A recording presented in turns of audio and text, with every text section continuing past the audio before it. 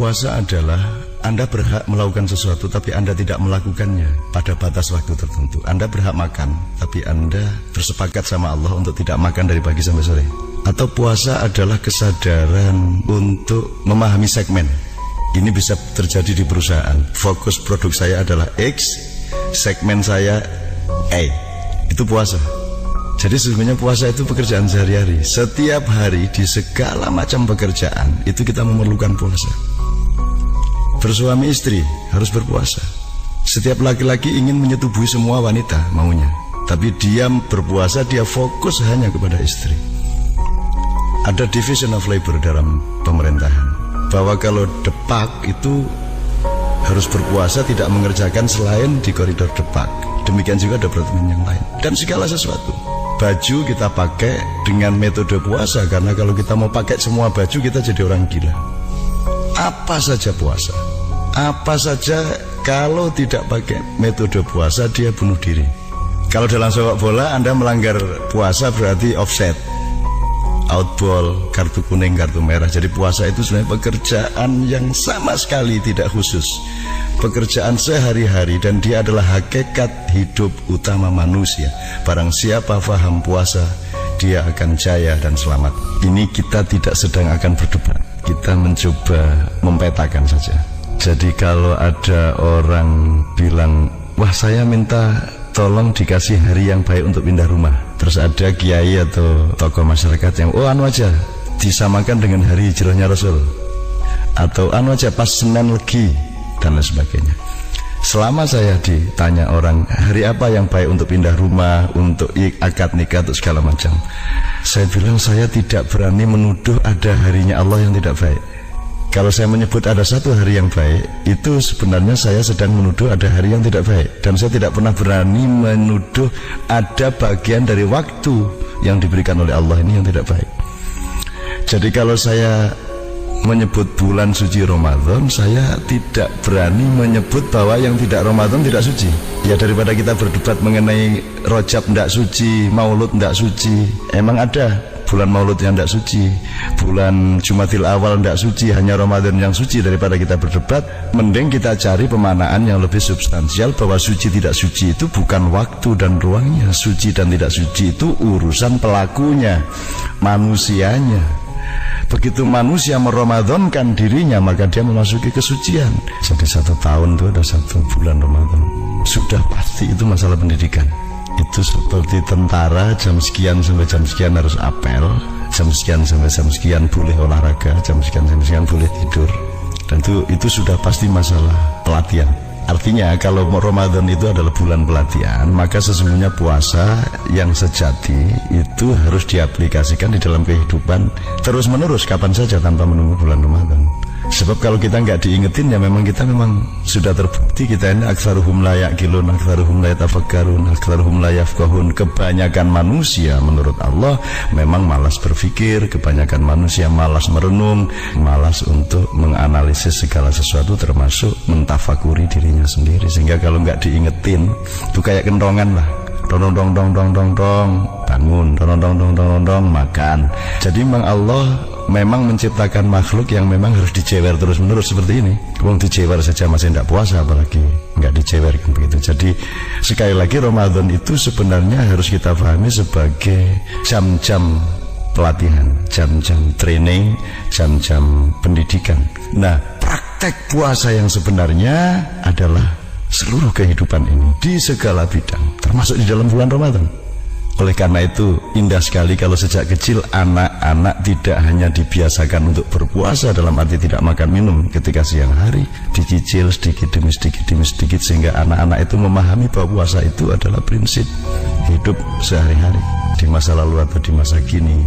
Di kalangan umat Islam bahwa kalau Ramadan tiba, setan dibelenggu. Ya kita kan belajar, kita kan berkembang ilmunya sehingga ada bahasa yang berkembang, ada retorika, ada uslub dalam bahasa Arab, ada susastra dalam bahasa Indonesia. Bahasa bukan hanya grammar, bahasa juga ada literature ya. Berarti setan dibelenggu itu kan pemaknaan substansialnya adalah bahwa pekerjaan puasa itu merupakan metodologi untuk membelenggu setan. Siapakah yang membelenggu setan? Loh kan kita khalifahnya Allah, ya masa Tuhan yang suruh kerjain semuanya? Kita dikasih metodenya, kita yang mengerjakannya, kita yang membelenggu setan. Nah sekarang tinggal pandangan kita mengenai setan, mari kita perpanjang, mari kita perluas, mari kita perdalam. Setan itu bukan sesuatu di luar diri kita, sebuah bentuk fisik, jasad. Setan itu kan bisa frekuensi, sel, virus, kuman, bisa koordinat-koordinat dari satu keadaan, bisa atmosfer, kuat. Anda memahaminya dengan nanoteknologi misalnya. Jadi setan itu satu potensialitas yang terus-menerus harus diselidiki, yang membuat manusia sedemikian rupa kehilangan keseimbangannya. Dan ini sangat luas, ketidakseimbangan dan keseimbangan dalam diri manusia itu begitu luasnya, sehingga puasa itu membuat kita memiliki jarak untuk mencoba menghitung kembali faktor apa saja, frekuensi yang mana saja yang selama ini menciptakan ketidakseimbangan dalam hidup kita, sehingga produknya adalah produk kejahatan, keburukan, maksiat, destruksi dalam sebagainya. Semua ustadz, semua kiai, semua ulama dan semua umat Islam sudah pernah mengucapkan dan mendengarkan bahwa kalau kita menjalani puasa Ramadan maka seluruh dosa-dosa kita sebelumnya akan diampuni oleh Allah. Pengampunan Allah kepada kita di masa yang lalu, dosa-dosa sebelum kita berpuasa itu berbanding lurus dengan apa yang Allah menyebut sebagai kondisi atau syarat imanan wa ikhtisaban. Jadi pertama, puasa itu kita lakukan dengan landasan iman. Iman ini kita fahami secara intelektual, secara spiritual, secara hati, secara perasaan, secara apapun saja. Kemudian ikhtisaban ini kita fahami benar-benar dengan logika, dengan kalkulasi. Jadi kita berpuasa dengan melihat kembali lajur-lajur administrasi dari hidup kita. Jadi margin dosa kita seberapa, jenis-jenis dosa kita apa saja, kesalahan-kesalahan hidup kita apa saja, kesalahan yang sifatnya keliru atau khilaf atau salah atau dosa besar kan ada kalkulasinya masing-masing. Terus margin pahala, margin plus-plusnya hidup kita berapa. Nah kalau ikhtisaban atau kita mengaudit diri kita selama kita berpuasa itu kan memproduk satu keputusan untuk menjalani sesuatu yang baru sama sekali berdasarkan ikhtisaban itu tadi. Nah kalau ikhtisaban atau perhitungan hidup ini benar-benar kita lakukan selama berpuasa, sehingga selesai berpuasa kita menjalankan sesuatu yang baru sama sekali, itu namanya taubah nasuha. Puasa Ramadan itu kan pembelajaran, juga zikir. Pembelajaran itu artinya kita mencoba merekapitulasi kembali desain nilai puasa itu apa sebenarnya dalam hidup. Atau laboratorium, kita berlatih kembali untuk berpuasa, supaya di dalam aplikasi kehidupan kita yang bermacam-macam kita tetap setia kepada prinsip puasa. Kalau dalam ilmu kedokteran itu namanya dosis.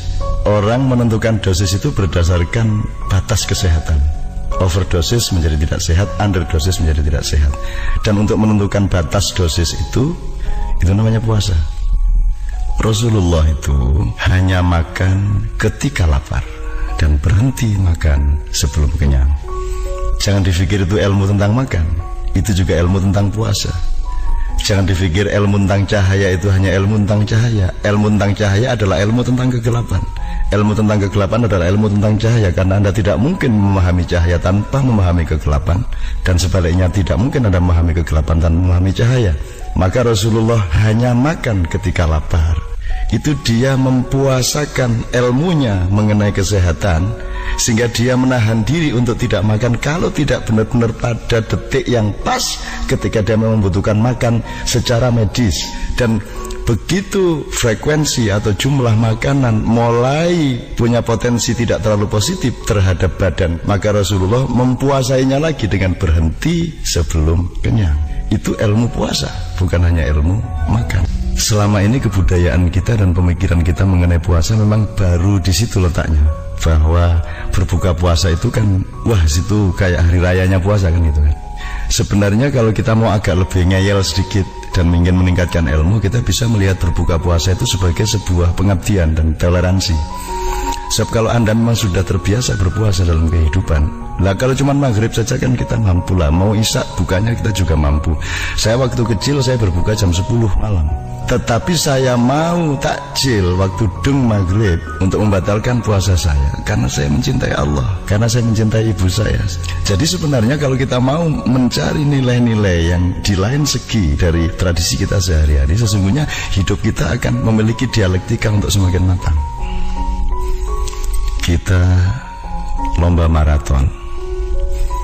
Kalau takaran kita, kuda-kuda batin kita hanya sampai kepada garis finish, maka kita akan berpesta pora begitu bisa mencapai garis finish. Tapi kalau sejak awal kuda-kuda batin Anda memohon energi dari Allah dan menggali energi dalam diri kita untuk 1 kilometer sesudah garis finish, maka Anda begitu ketemu garis finish, Anda tidak kaget, Anda tidak berfoya-foya, Anda tidak melonjak-lonjak, dan sebenarnya Anda lebih matang daripada sekedar seorang juara yang mencapai garis finish.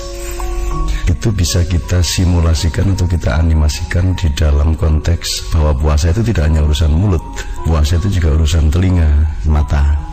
Jadi kita dengan Ramadan yang terus-menerus setiap tahun 1 kali, itu sebenarnya adalah quick course, kursus kilat sebulan untuk meningkatkan kemampuan kita mengukur seberapa banyak sih kita harus mendengar dan seberapa banyak kita sebaiknya ngomong. Apa sih yang perlu kita lihat dan apa yang tidak perlu kita lihat. Berapa persen mata kita ini kita atur dengan prinsip puasa, bahwa tidak semua hal boleh kita lihat, bahwa tidak semua hal tepat kita lihat, bahkan tidak semua hal boleh kita pakai untuk mengizinkan mata kita untuk menyaksikannya. Bahkan telinga juga kita pilih apa yang sebaiknya kita dengarkan, apa yang sebaiknya tidak kita dengarkan. Nanti kalau ini perhitungan masing-masing dari mata dan telinga ini sudah lumayan matang dan berkembang, baru kita hitung lagi sebenarnya mendengar dengan bicara itu lebih banyak mana, mendengar dengan melihat itu lebih penting mana. Kalau kata Allah sih lebih penting mendengar. Jadi kalau ada pemimpin buta masih tidak apa-apa, tapi kalau pemimpin tuli ya itu lebih bahaya kan gitu. Jadi sebenarnya puasa ini sebuah universitas yang luar biasa, dan kita nggak perlu baca macam-macam, asalkan ingat kita punya mata, ingat telinga, ingat hidung, ingat mulut, ingat tangan, ingat kaki, kita kaitkan dengan prinsip puasa. Ada pelajaran dari Nabi Zakaria yang untuk menunggu-nunggu putranya itu beliau dianjurkan untuk berpuasa omong. Jadi dengan prinsip puasa adalah menahan diri dan tidak melakukan hal-hal yang sebenarnya kita berhak melakukan. Kita bisa mengambil keputusan untuk melakukan puasa yang bermacam-macam. Kalau kita suka soto, coba aja kita tidak makan soto 6 bulan. Kalau kita tidak suka pecel, coba kita makan pecel 6 bulan. Supaya Anda jadi orang sakti. Sebab kalau hanya bisa melakukan yang diinginkan lah, itu bayi juga bisa. Kalau mau beol-beol, mau kencing-kencing, mau teriak-teriak, itu bayi. Kalau Anda ingin jadi orang dewasa, Anda berlatih untuk melakukan sesuatu yang mungkin tidak disukai asal itu benar, dan Anda tidak melakukan sesuatu yang sebenarnya Anda sangat sukai. Puasa bicaranya Nabi Zakaria itu pasti ada desain atau ada goal terhadap dimensi-dimensi yang berbeda. Orang yang puasa berbicara itu dia sebenarnya melakukan satu perombakan yang luar biasa di dalam pikiran dan hatinya, sehingga dia terlatih untuk tidak mengeluarkan satu kata sebelum matang perhitungannya bahwa satu kata itu memang pantas diucapkan pada momentum tertentu, pada responden tertentu. Dan kalau hitungan itu tidak dengan prinsip puasa, seperti zaman sekarang ini semua orang ngomong, tidak hitung waktu, tidak hitung momentum, SMS bertebaran kemana-mana, tidak dihitung, sehingga yang terjadi adalah inflasi informasi. Dalam hidup ini kita punya ruang untuk bercinta secara pribadi dengan istri, dengan suami, dengan anak dan seluruh keluarga, teman-teman seklub, seorganisasi, sekelompok dan sebagainya.